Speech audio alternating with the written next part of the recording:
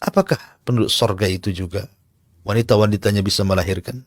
Allah Subhanahu wa taala mengatakan walahunna fiha azwajum mutahharah. Dan bagi mereka para laki-laki di sorga itu memiliki pasangan-pasangan yang bersih. Kalau seseorang kemudian melahirkan, tentu bisa saja terkena haid, terkena nifas, terkena kotoran. Sementara di sorga itu tidak ada orang haid, tidak ada orang nifas, dan tidak ada kotoran. Semua bersih. Kemudian yang ketiga, Allah jadikan kehamilan dan juga kelahiran itu digandengkan dengan sperma dan juga dengan haid. Apabila orang hamil, berhentilah darah haid, dan haid itu menjadi nutrisi bagi si janin. Dan itu tercipta dari sperma. Sementara di sorga itu tidak ada yang mengeluarkan sperma. Sebab kalau seandainya seorang di sorga itu mengeluarkan sperma, berarti nikmat terbatasi. Karena ketika sudah keluar berarti sudah terbatasi kenikmatannya.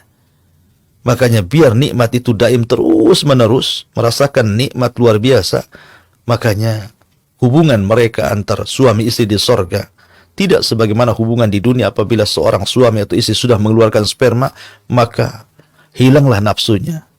Di sorga tidak demikian. Sehingga kalau seandainya, kata Imam Ibnul Qayyim, Allah menjadikan ada kehamilan, ada kelahiran, berarti ada haid, ada sperma, dan begitu seterusnya. Kemudian yang nomor 4, bahwa Nabi SAW bersabda, la yazalu fil jannati fadlun hatta yunshi'ullahu laha khalqan fayuskinahum fadlal jannah. Akan senantiasa di sorga itu keistimewaan yang Allah Subhanahu wa ta'ala bangun, diberikan kepada manusia. Kemudian walaupun seandainya seorang tidak punya anak, maksudnya begitu, tetap ada kenikmatan yang bisa tergantikan. Karena di sorga itu ada anak-anak kecil.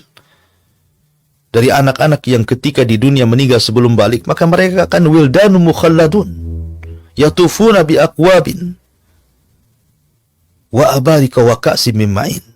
Ada anak-anak kecil yang meninggal belum balik, baik anak orang kafir atau anak orang yang beriman, maka mereka akan menjadi anak-anak di sorga dan lucu-lucu, dan itu sebagai pengganti dari anak-anak dunia. Bahwa Allah Subhanahu wa ta'ala berfirman, walladzina amanu wattaba'athum dzurriyyatuhum biimanin alhaqna bihim dzurriyyatuhum. Dan orang-orang yang beriman kemudian diikuti keturunan mereka dengan iman, maka kami akan gabungkan keturunan mereka di akhirat. Kalau seandainya ada keturunan di akhirat, tentu mereka jauh lebih baik, lebih mulia dibandingkan keturunan kita di dunia. Kenapa? Karena mereka tidak pernah bermaksiat sama sekali. Ini mustahil. Ya.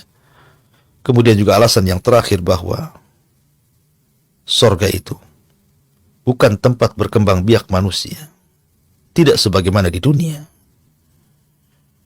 Maka dari alasan-alasan ini, wanita di sorga tidak akan melahirkan. Tetapi kalaupun seandainya mereka punya atau menghendaki anak, maka Allah akan anugerahkan kepada mereka. Karena apapun yang kita kehendaki ada di sorga.